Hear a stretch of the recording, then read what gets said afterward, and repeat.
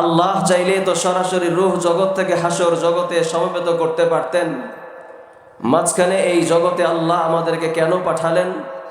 এর জবাব হলো, আল্লাহ পাক রব্বুল আলামিন তো চাইলে সরাসরি রূহ জগৎ থেকে হাসর জগতে সমবেত করে কাউকে জান্নাত কাউকে জাহান্নাম দিতে পারতেন, কিন্তু তখন আমি আপত্তি করতাম, আয় রব্বে কারীম, কোন অপরাধে আপনি আমাকে জাহান্নাম দিলেন?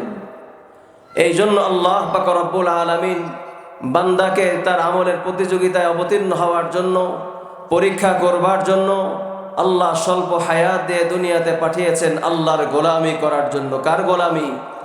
আল্লাহ বলছেন, ওমা খলাকতুল জিন্না ওয়াল ইনসা ইল্লা লিয়াবুদুন। আল্লাহ পাক রব্বুল আলামিন বলেন, বান্দা, আমি আল্লাহ পাক রব্বুল আলামিন তোকে বানিয়েছি আমার গোলামি করার জন্য, আমার সিজদা করার জন্য, আমার পূজা করার জন্য। আমি আল্লাহ পাক রব্বুল আলামিন তোকে কোনো মানবের গোলামি করার জন্য পাঠাই নাই। আমি আল্লাহ তোকে কোনো পীরের দরবারে সিজদা দেওয়ার জন্য পাঠাই নাই। আমি আল্লাহ তোকে কোনো মূর্তির পূজা করার জন্য পাঠাই নাই। আমি আল্লাহ তোকে দুনিয়াতে গাড়ি এবং বাড়ি করার জন্য পাঠাই নাই। আমি আল্লাহ তোকে নেতার চামচামি করবার জন্য পাঠাই নাই। একমাত্র আমি আল্লাহর গোলামি, আমি আল্লাহর পূজা করার জন্যই তোকে একমাত্র দুনিয়াতে পাঠিয়েছি। কিন্তু দোস্ত, আমরা আল্লাহ পাক রব্বুল আলামিনের গোলামি ভুলে গিয়ে শয়তানের গোলামি, মাখলুকের গোলামির পিছনে আমরা পঙ্গপালের ন্যায় ছুটছি। সকালবেলা যখন ঘুম থেকে জাগ্রত হই, তখন থেকে ঘুমানো পর্যন্ত দিবানিশি সারাদিন শুধু চলে শয়তানের গোলামি। শয়তান যেমনে বলে, যেমনে আমাকে চালায়, সেমনে আমি চলি, সেইভাবে আমি পথ চলি। অথচ আল্লাহ পাক রব্বুল আলামিন পরিষ্কার বলে দিয়েছেন শয়তানের ব্যাপারে, ইন্না শাইতানা লাকুম আদুউম মুবিন। আল্লাহ পাক রব্বুল আলামিন বলেন, তোমরা শয়তানের ইত্তেবা করিও না, ওয়ালা তাত্তাবিউ খুতুওয়াতিশ শাইতান, শয়তানের পদাঙ্ক অনুসরণ করো না। কারণ শয়তান হলো তোমাদের প্রকাশ্য দুশমন। শয়তান দিবানিশি তোমাকে বিভিন্ন ওয়াসওয়াসা দিয়ে তোমাকে ধ্বংস করতে চায়। এই শয়তান কখনো আমাকে সরাসরি আল্লাহ পাক রব্বুল আলামিনের নাফরমানির মধ্যে আমাকে লিপ্ত করে গুনাহের নামে। এই শয়তান আবার কখনো আমাকে আল্লাহ পাক রব্বুল আলামিনের নাফরমানিতে লিপ্ত করে ইবাদত এবং বন্দিগির নামে। কখনো এই শয়তান আবার আমাকে আল্লাহ পাক রব্বুল আলামিনের সরাসরি ইবাদতের নামে আল্লাহ পাক রব্বুল আলামিনের সাথে আমাকে শিরিক পর্যায়ে পৌঁছায় দেয়, এবং কখনো কখনো আমাকে কাফের পর্যন্ত বানিয়ে ফেলে। আল্লাহ পাক রব্বুল আলামিন শয়তানকে তো বানিয়েছেন আমার প্রকাশ্য দুশমন হিসাবে, আল্লাহ সেটা আমাকে পরিষ্কার জানায় দিয়েছেন। এরপরও আমরা মুসলমান কখনো কখনো ইবাদতের নামে শয়তানের নাফরমানিতে ছুটছি, বিভিন্ন বেদাত এবং বিভিন্ন রকমের রসম রেওয়াজের নামে। আবার কখনো ইবাদতের নামে শিরকের মধ্যে লিপ্ত হচ্ছি, মাজার পূজার মাধ্যমে, পীরকে সিজদা করার মাধ্যমে, কবরকে পূজা করার মাধ্যমে, কবরকে মান্নত করার মাধ্যমে। আবার কখনো কখনো শয়তানের খপ্পরে পড়ে ইবাদতের নামে, ইসলামের নামে, ধর্মের নামে আমি আল্লাহ পাক রব্বুল আলামিন যেই বিষয়গুলোর উপর ঈমান আনতে বলেছেন, এগুলোর উপরে আমি ঈমান স্থাপন না করে এগুলোর মাধ্যমে কুফরের মধ্যে আমি লিপ্ত হচ্ছি। মুহতারাম হাজিরিন, তার একটি জ্বলন্ত বর্তমান উদাহরণ হলো, বর্তমান আমরা ধর্মের নামে ইসলাম থেকে বহির্ভূত হয়ে ঈমান বিধ্বংসী আকীদা পোষণ করার মাধ্যমে বেঈমান হয়ে চিরস্থায়ী জাহান্নামী হচ্ছি। সেটা হলো বর্তমান প্রেক্ষাপটে আহমদী জামাত, মির্জা গোলাম আহমদ কাদিয়ানীর অনুসারীদের তত্ত্বাবধানে আমি তাদের খাতায় নাম লিখিয়ে তাদের আকীদা পোষণ করার মাধ্যমে মির্জা গোলাম আহমদ কাদিয়ানীকে নবী বলে স্বীকার করার মাধ্যমে চিরস্থায়ী জাহান্নামের অধিকারী হয়ে যাচ্ছি। মুহতারাম হাজিরিন, বর্তমান এই জমানায়, বর্তমান প্রেক্ষাপটে এই পুরা উপমহাদেশ ছড়িয়ে ছিটিয়ে পড়েছে।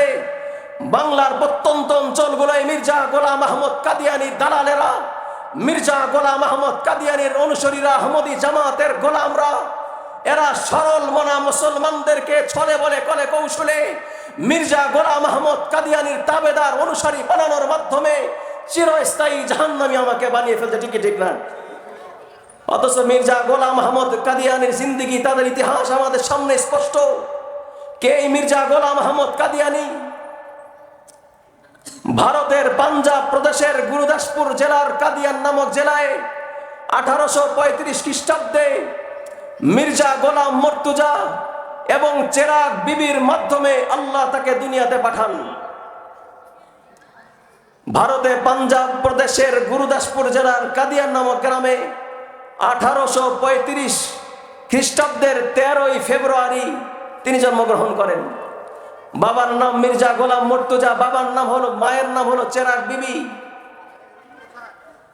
এই মির্জা গোলাম আহমদ কাদিয়ানি নামে মাত্র কিছু পড়াশোনা করার পরে 1880 খ্রিস্টাব্দে সে নিজেকে দাবি করে তার উপর নাকি আল্লাহ ওহী নাজিল করেছেন, নাউজুবিল্লাহ। শুধু তাই নয়, এরপরে 1889 খ্রিস্টাব্দে সে সর্বপ্রথম মানুষদেরকে বায়াত করা আরম্ভ করে। সর্বপ্রথম তার হাতে 40 জন বায়াত গ্রহণ করে তার ধর্মে দীক্ষিত হয়। এই মির্জা গোলাম আহমদ কাদিয়ানির আকীদাগুলো খুবই ভয়ঙ্কর। তার ভ্রান্ত আকীদাগুলোর মধ্যে 1 নম্বর আকীদা হলো তার ওই কাদিয়ান নামক স্থান নাকি বাইতুল্লাহর মতন মর্যাদাপূর্ণ, নাউজুবিল্লাহ। শুধু তাই নয়, এই মির্জা গোলাম আহমদ কাদিয়ানির আরেকটি গুরুত্বপূর্ণ ভ্রান্ত আকীদা হলো আল্লাহ পাক রব্বুল আলামিন যেই কোরআন মুহাম্মদে আরবির উপরে নাজিল করেছেন, যেই কোরআন সম্পর্কে আল্লাহ পরিষ্কার বলেছেন, ইন্না নাহনু নাযালনা যিকরা ওয়া ইন্না লাহু লাহাফিজুন। ও দুনিয়ার মানুষেরা, আমি আল্লাহ তাওরাত নাজিল করেছি, হেফাজতের জিম্মাদারি নেই নাই। জবুর নাজিল করেছি, হেফাজতের জিম্মাদারি নেই নাই। ইনজিল নাজিল করেছি, হেফাজতের জিম্মাদারি নেই নাই। কিন্তু আমি আল্লাহ কোরআন নাজিল করে ইন্না নাহনু নাযালনা যিকরা ওয়া ইন্না লাহু লাহাফিজুন, এই কোরআনের হেফাজত করার জিম্মাদারি আমি আল্লাহ নিয়েছি। কিয়ামত পর্যন্ত আমি আল্লাহ হাফেজে কোরআনের মাধ্যমে, বিভিন্ন মুফাসসিরিনে কেরামের মাধ্যমে, কোরআনের কপির মাধ্যমে আমি আল্লাহ কোরআনকে হেফাজত করব।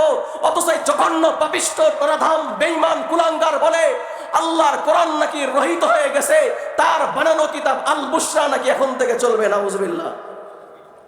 মুহতারাম হাজিরিন, শুধু তাই নয়, সে বলে তার বিবির নাকি রসুলের বিবির মতো সম্মানিতা, তার উম্মত নাকি সাহাবী।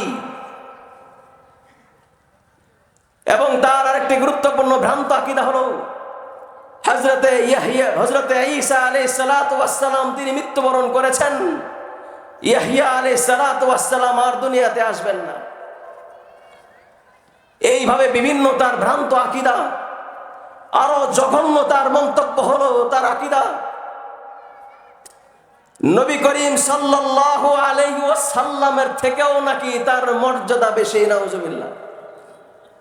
শুধু তাই নয়, যেটা বর্তমান গুরুত্বপূর্ণ ভয়ঙ্কর সেটা হলো এই মির্জা গোলাম আহমদ কাদিয়ানির যেই গুরুত্বপূর্ণ যেই আকীদার কারণে বর্তমান প্রেক্ষাপটে সারা বিশ্বের মুসলমানরা তোলপাড়, সেটি হলো মির্জা গোলাম আহমদ কাদিয়ানি দাবি করে মুহাম্মদে আরবি নাকি সর্বশেষ পয়গম্বর নন।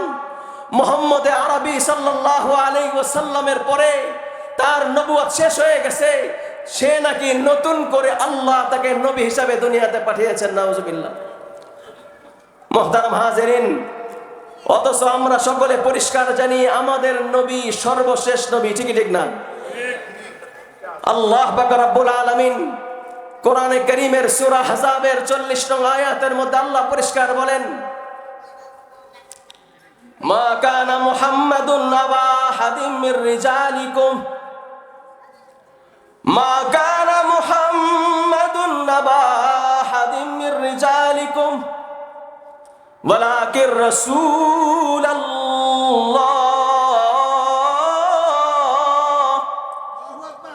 ওয়া খাতামান নাবিয়্যিন।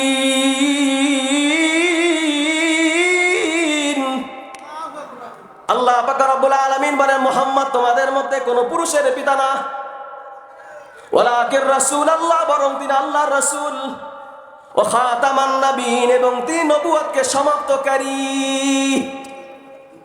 আল্লাহ পাক রব্বুল আলামিন সূরা আহজাবের 40 নম্বর আয়াতে আল্লাহ পরিষ্কার বললেন, মুহাম্মদ আরবি সাল্লাল্লাহু আলাইহি ওয়াসাল্লাম সর্বশেষ পয়গম্বর।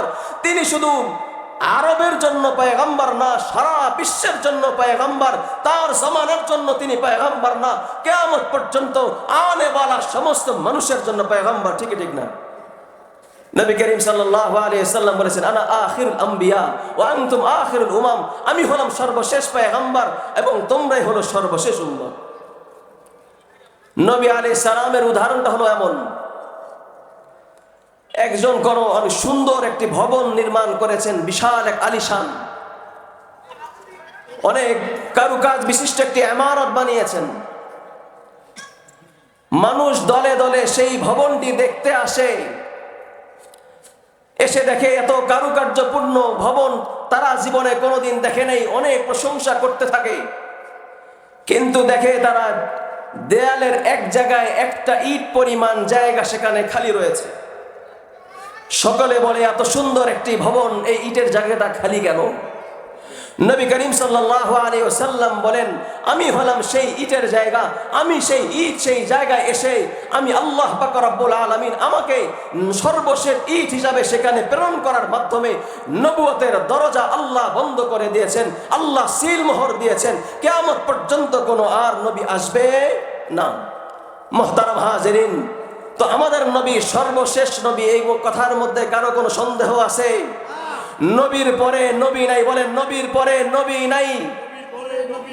সংসদে আইন চাই, নবীর পরে নবী নাই। সংসদে আইন চাই।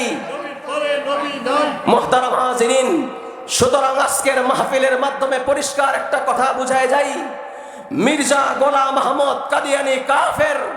নবুয়তকে অস্বীকার করার কারণে, আল্লাহর কোরআনের আয়াতকে অস্বীকার করার কারণে, রাসূলকে অপমান করার কারণে, শরীয়তে ইসলামের গুরুত্বপূর্ণ বিধানগুলোকে বিকৃত করার কারণে মির্জা গোলাম আহমদ কাদিয়ানী কাফের। এই জন্যই আল্লাহ পাক রব্বুল আলামিন 1908 খ্রিস্টাব্দে আল্লাহ পাক রব্বুল আলামিন 26শে মার্চ আল্লাহ তাকে পায়খানার মধ্যে আল্লাহ ফেলে তার মৃত্যুদান করেছেন। নাউজুবিল্লাহ। আরে ভাই, নবী কোনদিন পায়খানায় মরে নাকি? এই মির্জা গোলাম আহমদ কাদিয়ানী 1908 খ্রিস্টাব্দে পায়খানায় পরে মৃত্যুবরণ করেছে। এই মির্জা গোলাম আহমদের অনুসারীরা বর্তমান বাংলাদেশের বড় ঘাঁটি হলো পঞ্চগড়ে। পঞ্চগড়ে থেকে তারা সারা বাংলাদেশকে গ্রাস করছে। শুধু তাই নয়, বাংলার প্রশাসনকে তারা আয়ত্তে নিয়ে এসে তাদের কর্মকাণ্ডগুলো তারা বাস্তবায়ন করছে। প্রশাসন তাদেরকে সহযোগিতা করে। মুহতারাম হাজিরিন, পরিষ্কার বলতে চাই, কাদিয়ানী কাফের বাংলার জমিনে তারা থাকবে, কাফের হিসাবে থাকবে, মুসলমান হিসাবে তারা থাকতে পারে না, পারে না, পারে না। ঠিক কি ঠিক কিনা? সুতরাং আমরা পরিষ্কার ভাষায় জানাই দিতে চাই, কাদিয়ানীদেরকে অবিলম্বে বাংলার আদালত থেকে, বাংলার সংসদ থেকে তাদেরকে, কাদিয়ানীদেরকে অমুসলিম কাফের ঘোষণা করতে হবে, করতে হবে, করতে হবে।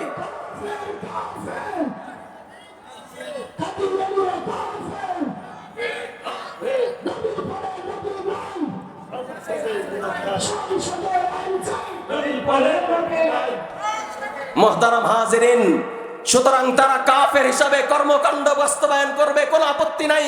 কিন্তু মুসলমান হিসাবে তারা কর্মকাণ্ড বাস্তবায়ন করতে পারবে না। মাননীয় প্রধানমন্ত্রীর কাছে আবেদন করতে চাই, অনতিবিলম্বে তাদেরকে কাফের করে ঘোষণা প্রদান করেন, আপনার স্থায়িত্ব হবে। অন্যথায় যদি তাদের পক্ষ অবলম্বন করেন, যারাই করবে যুগে যুগে বাতিলের পক্ষ অবলম্বন করবে, আল্লাহ তাদেরকে টিকাবে না। আল্লাহ পাক রব্বুল আলামিন এই বাতিল ফিরকা থেকে, কাফেরদের দল থেকে আমাদের ঈমান এবং আমলকে হেফাজত করেন। আমিন সুম্মা আমিন। ওয়া আখিরু দাওয়ানা আলহামদুলিল্লাহি রাব্বিল আলামিন।